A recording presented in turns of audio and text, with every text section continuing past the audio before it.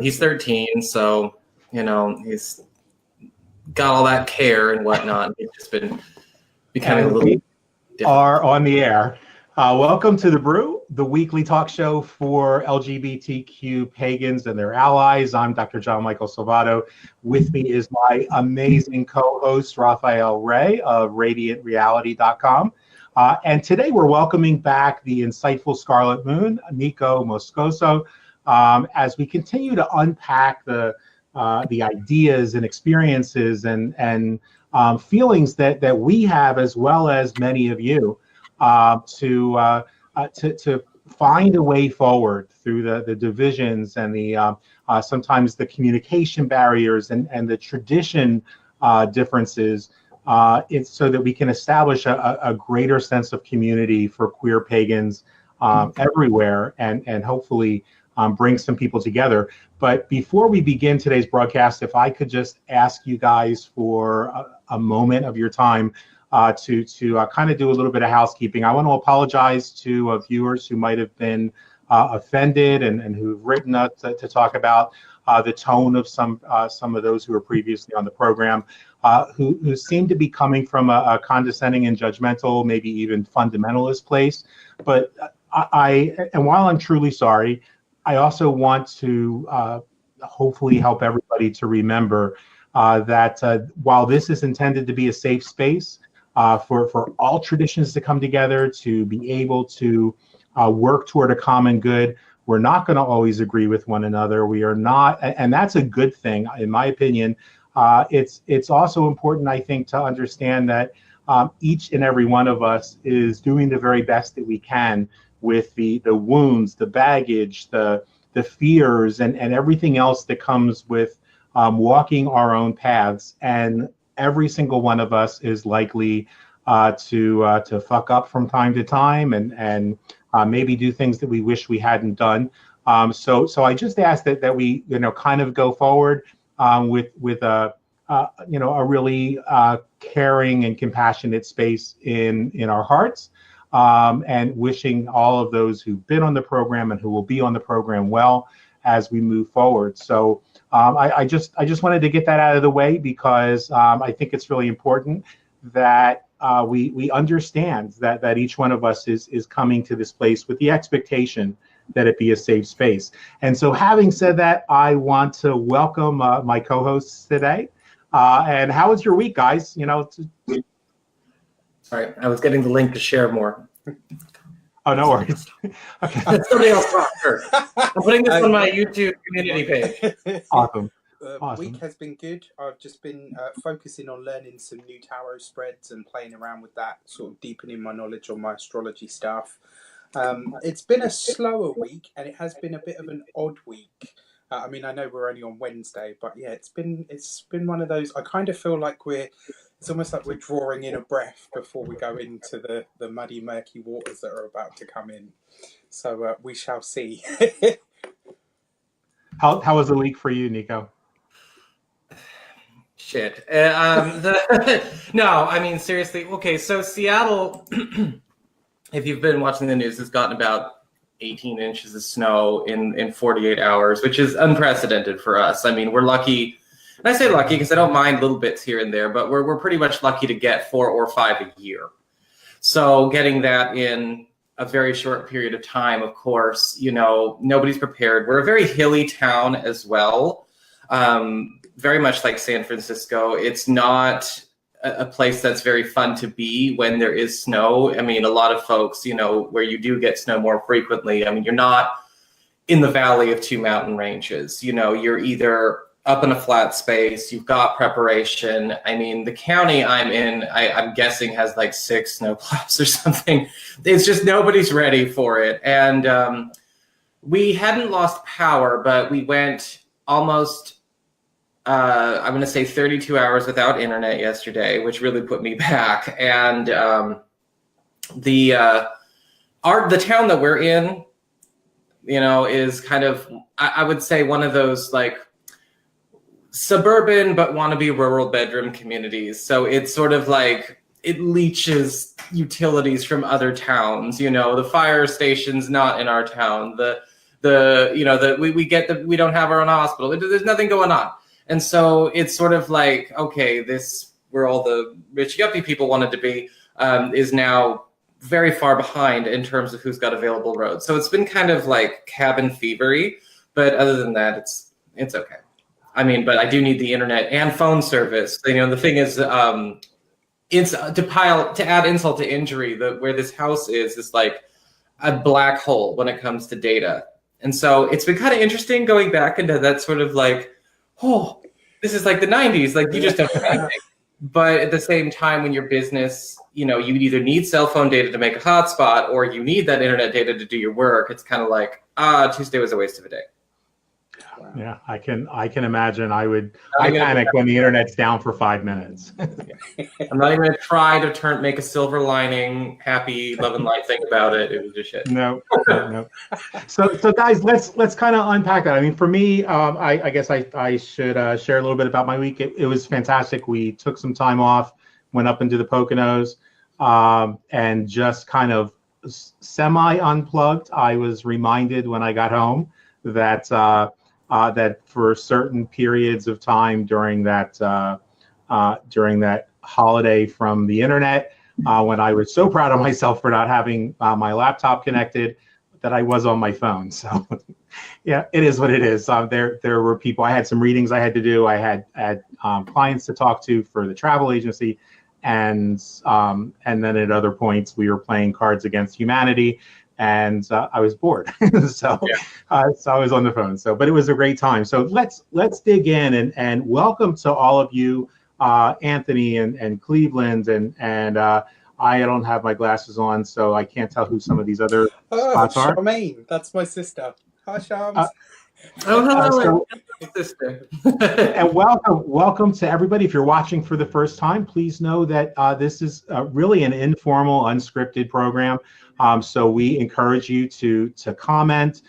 We can, whenever possible, we'll put those comments up on the screen so that we can share them with everybody and also be able to talk. So if you're watching for the first time, go ahead and drop a number 1 in the comments, just so that we have an idea. And if you're back here with us for a second time, third time, fourth time, welcome back. Today we're going to unpack this idea of the way forward. Last week we talked a lot about the lines drawn in the sand and how do you deal with those folks who who might disagree or feel that they have the absurd moral authority to tell you whether you can or can't do this or do that or charge or practice skyclad or practice in a basketball jersey, and so having kind of vented, kind of let go of those frustrations, what do we do to move forward that both respects tradition, respects the heritage, the place from which our traditions came, and at the same time allows us to be authentic? Because one of the things that came up in conversations over the weekend was that when a lot of our forebearers, our ancestors, practiced, the clothing that they wore when they practiced was the clothing of that period. They didn't say in the 13th and 14th century, for example, let's wear fur and loincloths because that's what they wore thousands of years ago. They wore the clothes that were familiar and common to that day, and so that's another topic for discussing. How do we find our authenticity? Is it okay to kind of wear those clothings or those articles of clothing that connect us to our ancestors in the past? But is it also okay just to say, no, this is the clothing that I wear? People come in for readings and they're shocked that I don't look like the Gypsy King. Mystic Meg. And it just happens to be a matter of they just caught me on a day when I don't look like a Gypsy King. There's other times I go to the grocery store and people think I'm getting ready to do a reading. it's just because we dress the way that we dress, and for me, I've never been one to like to do the costumes and play acting. It isn't my thing. T-shirts and jeans are pretty much my standard uniform. But guys, jump in and let's start unpacking this. Do you mind? Yeah. So one of the things is when I was seeking out my teachers from, when I was young, like when I was a teenager, my first teacher, the way that she likened it to me was that you had your robe for your work that you did with either other members of your circle or by yourself. And the way that she kind of explained it to us was, it wasn't to say like, or to make a statement. If you wanted it to be that, then of course it could be. But the way that she kind of put it to me was, this is about the time that you spend with something that is other. And so there needs to be that little bit of a separation. And one of the things that I kind of feel that leads into is, last week we mentioned about doing the work and the process of initiation.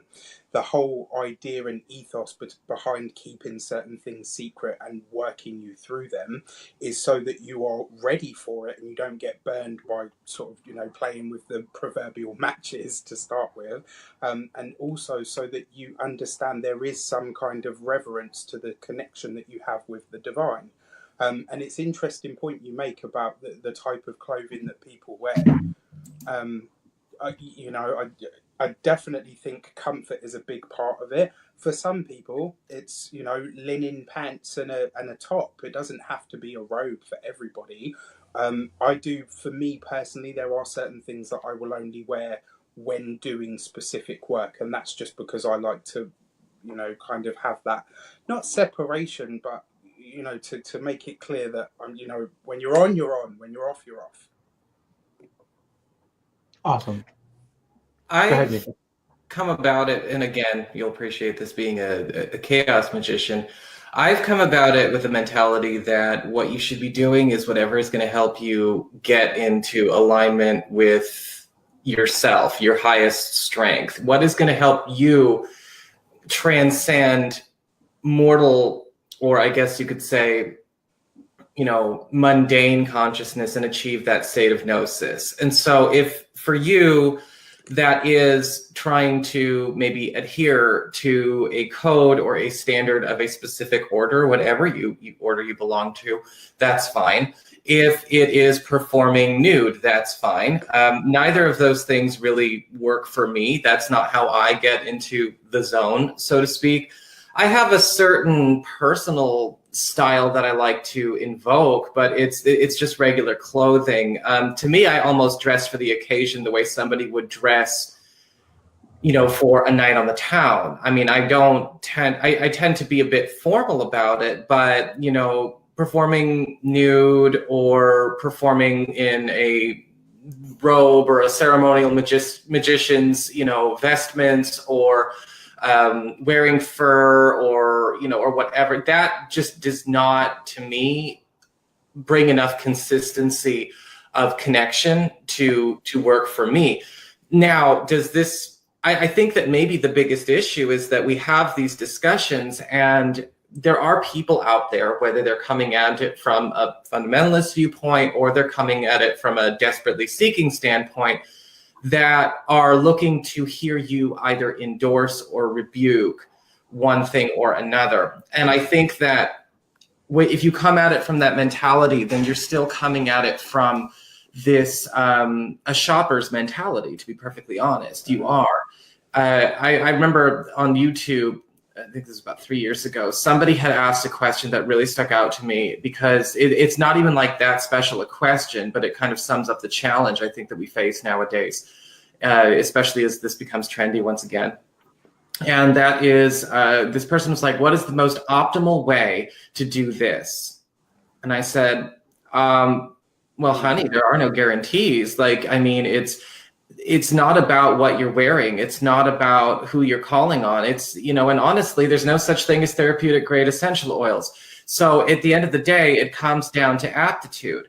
And you wear and you do and you work with whatever actually brings you to your highest point of aptitude. And I think that is a challenge. That is a challenge that I would say that needs to go to all of us, not just, you know, the LGBT folks watching, but everybody, do you know what's going to bring you to your best spot? Yeah, okay, play around, experiment a little bit, but yeah, focusing on adherence doesn't make any sense. You know, to me anyway, if it does for you, that's fine. You know, one of my close friends and, you know, and a ceremony magician that I actually respect and know is the real deal, you know, he loves the robes. He loves the vestments. He loves getting all, you know, golden dawned up. And that's totally how he does his thing. That doesn't mean that he expects me to. If I show up in a wool overcoat, you know, and a button up and a sweater vest and, you know, or, you know, dressed like I'm going out to a nightclub, he knows that's just how I do my thing, you know? So there's a big difference, I think, in terms of what's going to bring you to a point of aptitude versus making you feel confident in that you're doing the right thing, which doesn't exist. Yeah, and you know, I wonder if going forward, you know, and I relate really well to what both of you have said.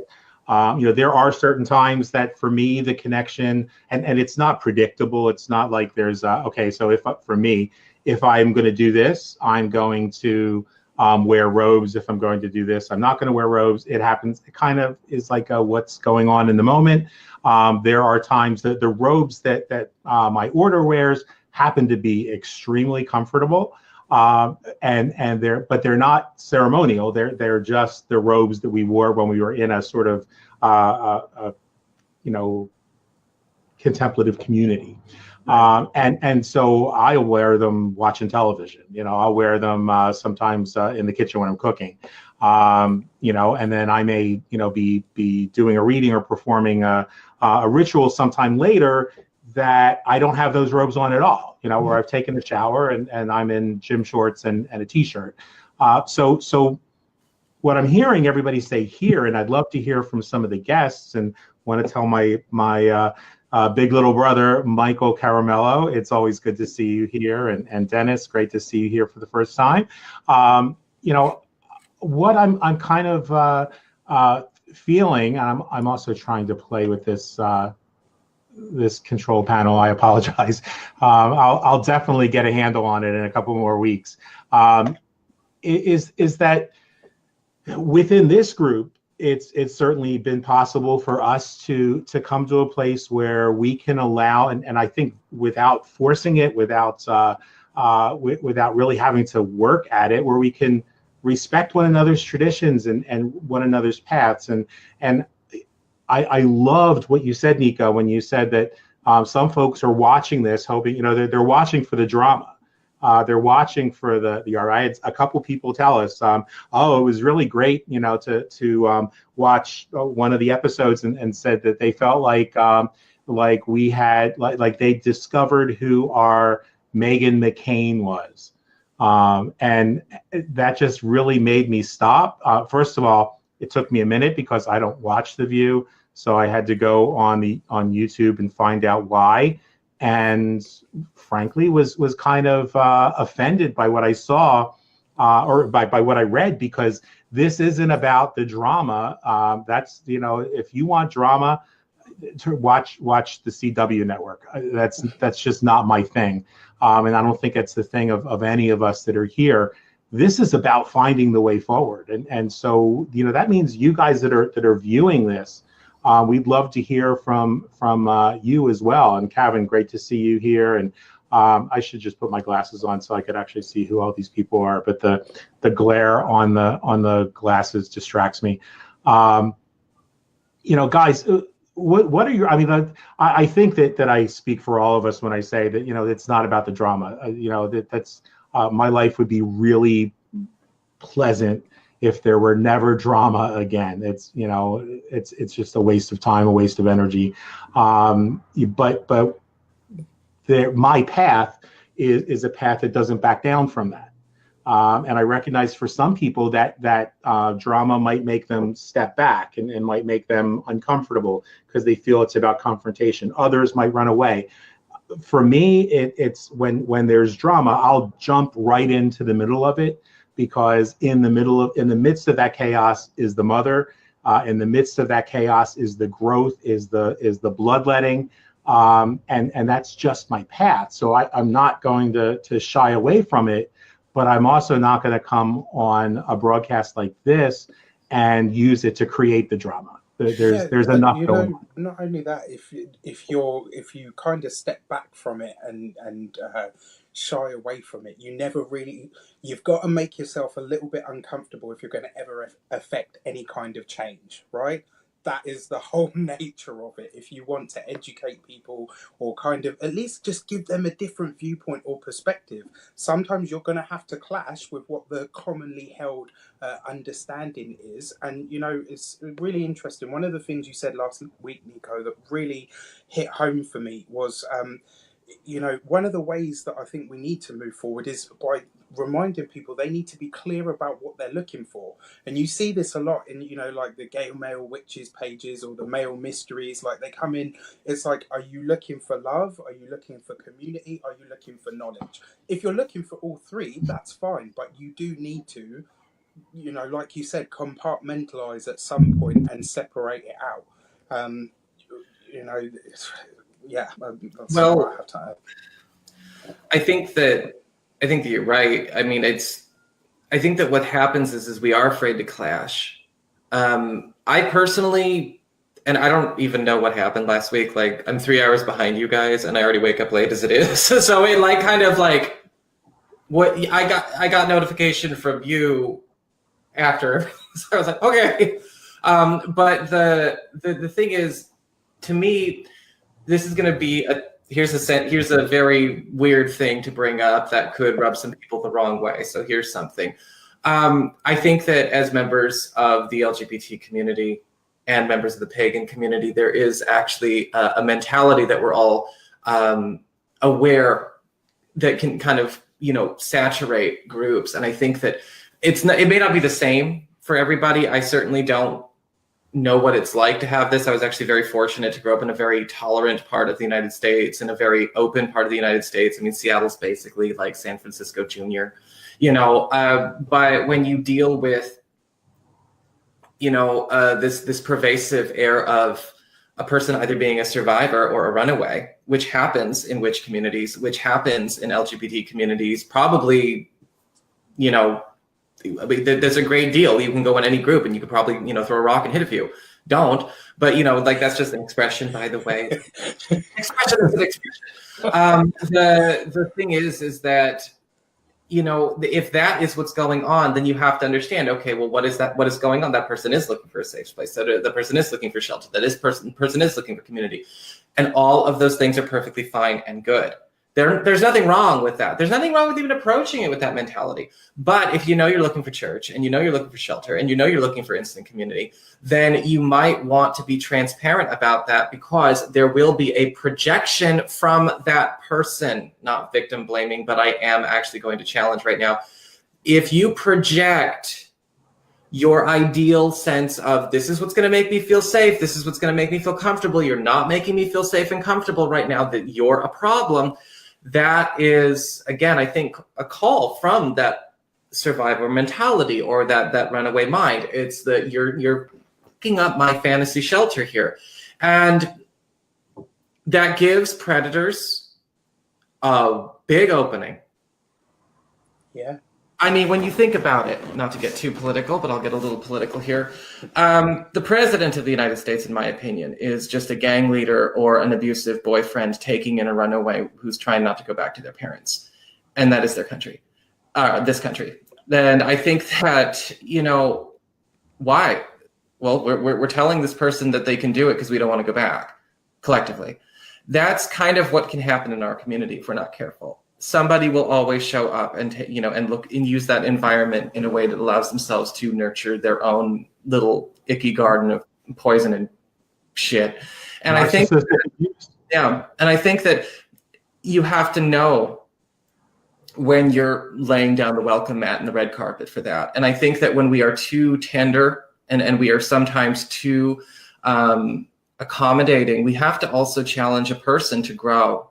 And I think that for me, I don't come at this as like a priest or a doctor. I mean, I reiterate to a lot of people all the time through my own business, I'm not a healer. I'm not a motivational speaker. I'm not here to make you happy, because I don't believe that being a cheerleader and happy vibes is always going to work, because you know what, at the end of the day, you are going to want somebody real. You are going to want somebody who actually has more of that warrior slayer mentality inside them to handle. Providing you're willing to put in the work, and that's provided you're willing to put in the work. But I mean, to me, I'm a solver. I've always been more of a solver. I'm not a counselor or a therapist. And I think that a lot of people out there, a lot of these predators, or perhaps they're not even predators, perhaps they're people who really do have the best of intentions and they really do want to help, but they can't because they don't have the tools, or they don't have the know-how or the background or the experience or the body of work, are creating more problems by, again, let's just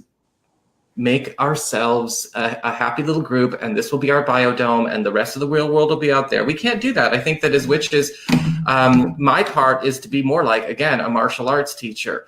I'm here to teach you how to defend yourself and to get in tune with yourself. I'm not here to I will kick you out when you're done, or I'll kick you out when you fail. Hey guys, we just got a comment. I think that's a perfect segue into this comment about taking responsibility and being really truth speakers. And Dennis Biancuso says, personally, I don't think that I'm going to put the glasses on. Sorry about the glare, guys. It's impossible. I should join you. Personally, I don't think the truth-telling influences drama within ourselves. However, those who don't wish or like to see it and hear truth, only to have the creation of that drama to make themselves feel whole many times. Guys, go ahead and comment on that. I think that's a great observation. Anybody? Sorry. Sorry, I seem a little itchy. It's really cold and my face is not well moisturized today. Well, you're beautiful as usual. The light is just so friendly. Don't even lie. Don't even lie. This is all an elaborate trick. I'm tricking the camera by throwing so many colors onto it. It has no choice. There's only so many tricks that I can do, so you got what you got here. Break the graphics. What do you think of Dennis's observation that, I mean, me personally, I think that that's spot on, that it's not the truth that creates the drama. It's our kind of shirking away from the truth, our not wanting the truth, that creates drama so we can feel something other than that uncomfortableness. Well, I think that that's exactly the truth. It is the truth, because the truth is a crucible, right? It's going to tear down walls, and sometimes with those walls to knowledge are also your defense mechanisms. And again, we're not all nurses and doctors and healers and, empathic receptacles. It's sometimes what happens is that those walls got to come down, and it may not be a step you thought you were willing to take when you did it. Have you ever been in a situation where a god kicked your ass? You work with these archetypes. I mean, I can't tell you, where it's, I've pissed off one of my goddesses and they took business away for a week, and I was like, Jesus. And they're like, you didn't do this. Oh, you didn't want to. Oh, that's too. I don't have time about whether or not you want to. That's kind of how it works. Be careful with certain gods, by the way. But there's a certain, I think that there is a demand, not necessarily for, not just openness, but also a bit of discipline. And I think that we are encouraged. How many people do you know turn their scars and their wounds into aspects of their character? One of the things I despise about this decade, and I hope that one day we'll all look back on a VH1 special and laugh at it, is that there are people out there who take on their scars, their trauma, their mental illness, their relationship issues, whatever's going on, and turn that into an aspect of their personality to embolden and embellish. Because again, they might look inside and not see something there if they don't. I would never say that, like my OCD is me. It's just like these glasses are not me. But I think that we have this issue where we try to relate based on pain. We try to look for the resonance in the damage. And I think that if we can maybe move forward by not looking for resonance through damage, that would be fine. Yeah, I didn't have to close that. No, it's a really good and a really powerful point as well. Because you kind of see that, when people group together under their trauma, whatever it might be, or whatever their past issue might be, it tends to just go into feeding in and of itself, and they never really make any step forward with it, unless one person steps forward and says, well, actually, you know what, I'm going this way, and it feels a lot better in order to do that. This thing about making ourselves feel whole and complete, when you look at Maslow's hierarchy of needs, one of the things is about community. It's about connecting with people, right? However, within that connection, if you're stepping onto the drama triangle and all the rest of it, it just kind of feeds into itself. I think one of the things that I always try to stress to people is that you, regardless of what your baggage is, you are already, quote unquote, perfect, whole and complete. And you can continue to find that space, providing you're willing to do the work. I mean, I will put my hand up and say there have been times in my life I have been an arrogant shit, and moments where, where I really have got it wrong or misjudged certain things, and then come away from it. And one of the things I pride myself on is my ability to put my hand up and say, look, you know what, I got that wrong. I've never been afraid to say that. Like, if I get it wrong, I get it wrong. I'm never going to grow or be able to move forward if I can't acknowledge that actually it's me that fucked up, or I've misunderstood this, and it is my stuff that's stopping me from moving forward. And I think when you highlight that to people nowadays, it turns into, you are triggering me, and that is because they've kind of built it in, like you said, you've built your wound into who you actually are. So when you challenge a point about something they're doing or in a way that they're behaving, it's seen as like a personal attack. You see that a lot in relationships nowadays as well, which is, really sad and a whole other topic. But yeah. What do you think that maybe a big part of it also has to do with the fact that people identify so much with transitory experiences and transitory expressions of themselves that they don't really actually build any character? We don't even hear that phrase, it builds character, anymore. I mean, really, I don't think I've heard that since, I got out of high school, in 2003. So I don't think I've heard that ever, a while ago. And I feel like and I think that there is, people aren't trying to build character anymore. They're trying to craft character. And you can't really cosplay your way through life. I do think that at some point in time, the real you, whether it's fully formed or not fully formed, will always shine through the costume that you are wearing. And I think that maybe going back to the topic of fundamentalism, going back to the demand for adherence and conformity, the prescriptive nature of the religious side of what could be this practice, if you decide to go down that road, is more often than not a response to the demand for a prescription from the people. And again, somebody else who is trying to continue the cosplay. So the fundamentalist needs the group to adhere to their idea. Because now they need other people to hold up their reality, shame on them. And then you've got the group that is offering themselves as sort of sacrifices to that, and it becomes that vicious cycle. Yeah. And I think, when you were speaking, that it just really struck me that fundamentalism is a costume. Yeah. It's a shoddy costume.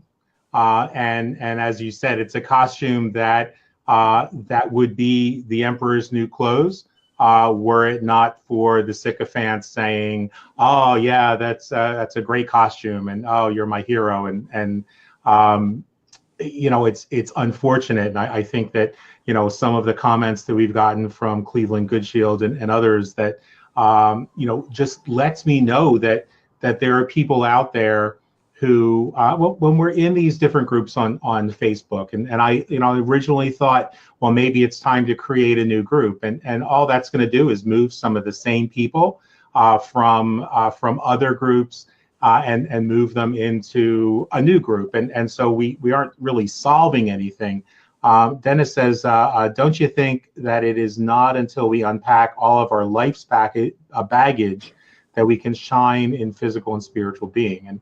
And yeah, I think, I really think that what I'm hearing from my co-hosts here today, what I'm hearing from some of you, is that there is within our community, and whatever that community might be, our coming together on Wednesday afternoons is creating another aspect of community, another connection. And if we remember that these connections we have, they're just reflections of us.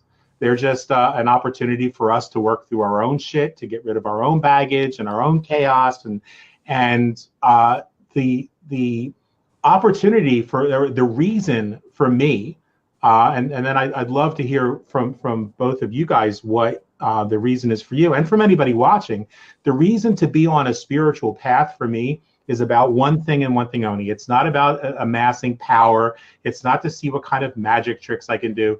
It's about identifying and becoming more authentic to my innate and true nature, and unifying that true nature with all that's around me, the seen and unseen, the good and the bad, the dark and the light, whatever terms you might choose to use for that, so that those terms fall away and I can really feel that connection to life itself. It's a selfish pursuit, and along the way we do good things for other people. Hopefully we develop and cultivate a sense of compassion and kindness and care. But we're deluding ourselves if we think that we're doing this for any other reason than our own personal evolution. What do you guys think about what's the spiritual journey about for you? Yeah, beautiful. It really is that. I think for me, when I started out on this path, it was just about seeking knowledge and understanding why I saw the world in such a different way.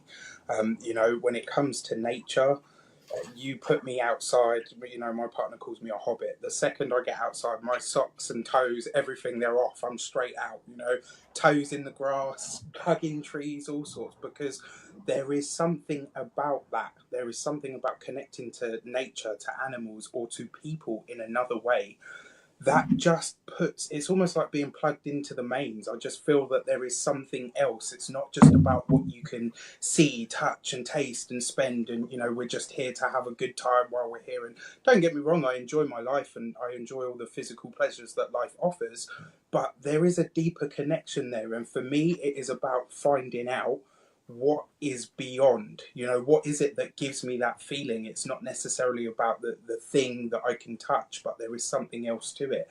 Why do I believe that following a spiritual path is important? Because it connects you to the world around you, and it really does, and it connects you to something else.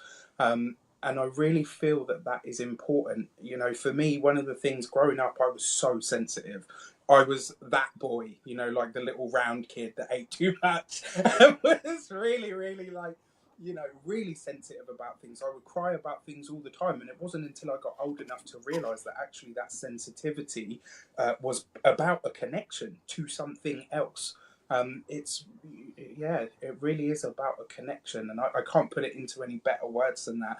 I believe that you're 100% right. It is a very selfish pursuit. My partner, is, very open to what I do, doesn't practice himself, but he's very, kind of, okay, that's your path. And when I'm in my zone doing my thing, I don't think about him or anything else. I think about the connection that I'm trying to build with the world around me or with other people. The sense of compassion, and caring for others, flora, fauna, and other people, I feel like just comes with the path, and it just fine tunes as you do. I don't know if I would call my path a spiritual path. I think that one could call it a spiritual path from, I guess you could say, like the earth-based kind of perspective. To me, it's not about healing. It's not really about anything like that. I've always been pretty fucking weird. And to me, it's almost more like just exploring something that I would call extra natural, not supernatural. It's already there. So I kind of approach it almost the same way as Raphael, where it's like I'm connected, I'm exploring it, I want to see more of what's out there. I want to be a part of the real thing as opposed to take trips there. To me, the spiritual path cannot just be a holiday or a priory or whatever it's turning into nowadays. And I think that, to me, though, if you really heard me go off, you'd probably think I belong there. But the way I look at it is, this is just kind of like a part of a world that we're already, involved in. This is just something that is already there. So to me, I'm just kind of getting more familiar with my surroundings. I do believe that in a lot of ways, and this is my personal belief, and again, I do not believe that there has to be adherence. I don't need anyone else's validation to hold it up, that we are on some kind of path of growth, evolution, and ascension towards personal godhood. I don't see a separation between us there. And so for me, it's almost like aspiring to a bit of personal perfection, which I guess could be considered the acquisition of power and knowledge. That certainly would be a part of it, at least in my view of perfection. But again, it's got nothing to do with other people. That's my thing. And I mean, the perfect archetype of what, I don't know. That's still part of my path. I think that maybe when we talk about things, that I was looking through the comments and people were talking about, okay, well, don't we need to work on healing and unloading baggage? And I absolutely agree that we do need to work on healing and unloading baggage. The problem I find is that a lot of systems out there and a lot of things that people bite off on and a lot of things that spiritual teachers are doing are not empowering you to transmute or change that baggage into something else. It's a fundamental understanding in magic. You don't leave a void. When you clear something, you replace it with something else. But the difference is you don't replace it with somebody else's stuff. You don't clear your stuff and then replace it with your boyfriend, or you replace it with your job, or you replace it with your spiritual path. You replace it with friends or whatever, because that's what people are already doing. People are already replacing their baggage with drugs or booze or sex or whatever. They're already doing the internet. Or the internet. What people said. Technology. I had to take a good hard look at myself when I was like, I need to see a screen yesterday. I was like, oh man, I'm pretty like straight edge when it comes to a lot of things. And then I realized, oh wait, no, you're right. It's children's snack treat candies and the internet. That's my crack. But the thing is, I feel like when we spend too much time working on clearing the baggage instead of moving forward, you've got to go on at the same time. You've got to be aiming forward. Yeah, I'm working on my baggage, but I let it come as I go down my path and on my journey. Again, I don't sit down in the priory and spend 10 years creating a void to be filled by God knows what and God knows who. That's not really my way of handling my issues. They'll come up and sometimes they won't. I think that we sometimes get caught in a cycle of, hacking open the same wounds over and over and over again to get a lick. And I think that I know that sounds very cold, and we'll just let it. But yeah, I was going to say, let it be, it's fine, or not. But I think that what can happen is that we don't actually embrace or create that perfected portion of ourselves that we're working on. Okay, I hacked open this wound. That's great. Now I'm going to go. Once I'm satisfied with that, let's see what's over here. What's going to happen when I hack off this wrist, or I reopen this trauma, or I go back into this? It's a dangerous cycle to try and work on it all at once. You still have. And to me, when I say you, I'm usually talking to myself. Okay, so just keep that in mind. My priority is I still have to be productive. And we can all debate on what is productive. But if my goal, we can debate how laudable it is attempting to attain some sort of state of perfection, then that involves a bit more external productivity as well, and external experience acquired as well. And it has nothing to do with, whether or not I can clean up childhood issues or early adolescent issues or relationship issues, as fast as I possibly can, because that will come during the experience. Sometimes you don't find, and one of the things I've realized, doing readings for people for so long, is that you're not going to get your closure until you're 10 miles down the next road. Yeah, until it comes back at you in a different form. Yeah. That's when you really get to see whether you've worked through it or not. Because when it presents as something else, you then have the chance or the experience to say to yourself, have I actually worked through this, or is it triggering me like it would have before? I think that's when you really get to see whether you've worked through something or not, because it will come in a different guise, but it will still poke the same wound. And if you haven't really dealt with whatever that baggage was, it will still take you back to that place. I totally agree with you. I think it's a really, really important part. And luckily for all of us, that it doesn't always come up at the same time. But just to quickly touch on something you mentioned earlier about the, I call it the astral bitch slap. And I had one of those at the beginning of 2018, really bad. Like, I ignored it and ignored it and ignored it. And I tell you, when it come, it was literally just like a backhand, and I was like, okay, yeah, you got my attention now. I don't like this. I'd like that to stop. And that's when you tend to pay attention and really move past it.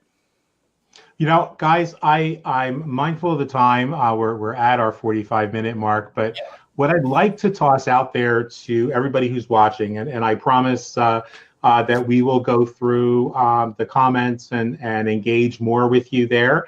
But because I've been seeing for the last few weeks, this engagement is picking up, and I'm loving that, and I appreciate everything you guys are bringing, the viewers are bringing to this conversation, as much as my incredible co-hosts, is let me know in the comments after the show, after you've given it some thought, if this show is an opportunity for us to talk about issues, to talk about what's going on, and to bring different perspectives to the table. But I personally love to hear from each one of you in your voices. So if there would be some interest on maybe a Sunday evening or something like that, for us to open up and post on the comments of this, hey, we're going to jump on Zoom for an hour and just hang out. No agenda, no chosen topic. Just an opportunity for a bunch of folks from the LGBTQ pagan community and their allies to maybe jump on Zoom, so that those who want to be on camera can be on camera. No recordings, just a safe space, so that we can, it's not a co-hosted kind of a deal. It's just hey, let's get a bunch of our family together, and maybe we can begin to build those bridges by hearing more from one another. Because I can tell you that for me today, I will absolutely own the feelings of hurt and grief over some relationships that have ended in recent weeks, over some of these arguments, some of these discussions, some of these unwillingness to own our own path and allow others to do the same. And so both Nico and Raphael, a lot of what you said today really turned the key for me and unlocked some awareness into some other perspectives. And so I'm very grateful to both of you for that. And to those of you that have been commenting as well, because there were some comments there that I'm taking away from today's program, that that fundamentalism and drama are costumes, thanks to something that Nico said that just triggered that for me. And I was like, aha, that's the mask that we're putting on to not have to deal with our shit. And and again, like when I say our, I'm talking about mine. I just tell people it's because at heart I'm still a queen. I'm still a queen, and I speak in the royal we. Let us know in the comments, and I don't know. I'm speaking for me, so I don't know if I'm speaking for either one of you guys that you would want to jump on, and we can make it one of those things that who feels like jumping on, and who can does, and who doesn't. But thanks for being here. And you guys, I want to leave it up to you to close us out with any final thoughts, and then we'll say goodbye to everybody. Yeah, I just want to say thanks for everybody that commented. Nico, as always, I would love to have you back on the show, just because I think your input is brilliant. I really, really love your take on things. John Michael, always a pleasure. And yeah, thanks to everybody that comes along and comments and shares all of their stories and kind of resonates with what we do. And it's good to have this kind of healthy debate between people where you can just say what you say and feel what you feel without any repercussion. I think that's really how we move forward. It's how we really get to build what is known or should be known or what used to be known as a community.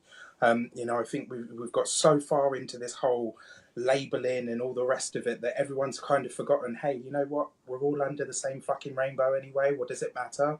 Do you know what I mean? And that's not to take away from what anybody is or isn't. I'm just saying I think we need to get back to simpler times with what we're doing. And I really feel like we're doing that here. Right on. Yeah. I mean, ditto. I mean, honestly, if I would say, I mean, anything is just piggybacking on that. I would just, just try to maybe implore people to consider when you're looking at other people's paths, you're looking at people's philosophies, the universe is just presenting you options.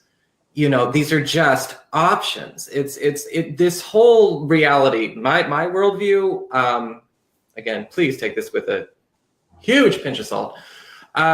This is just World of Warcraft, okay? Do you want to be a mage? Do you want to be a paladin? Do you want to be a rogue? What do you want to be? And find out what you are, but don't go online and look and see who has the best numbers and the best DPS stats and the best hot stats. Just go and, play the character you incarnated in as best as you can and look at the options out there. You don't have to choose all your talents and your costumes the same way. But at the end of the day, when you go to bed or you decide to really connect, realize it's just a costume, I'm just a blood type. Yeah. I'm going to have to find out what all of that means because I've never played World of Warcraft. Old. It's old. Warcraft is now old. I'm older. No. I'm clearly older. I have no clue. Culturally insensitive. You're just uncultured. Yeah, that's true. Anybody will tell you that. You guys, I love you both and love all of you that are watching us. I truly do. I appreciate you spending time with us and for all the comments and input that you guys are giving. That really is why we do this. And as we do at the end of every one of these broadcasts, I just want to encourage you to stay in the moment, to be grateful for what's going on with you, whether that feels like it's good or it feels like it's bad, feels like it's comfortable or is as uncomfortable as hell. Just stay with that. Because until we can be grateful for what we've got, there's no reason to think you're going to be any happier with more. And always remember, the best is yet to come. We'll look forward to seeing you guys soon. Make sure you comment, share this with your friends. Thank you for sharing it and for being here today. And my love and appreciation to both of you guys for being the most amazing co-hosts I could ask for. And I will talk to you soon. Bye, everybody. Bye.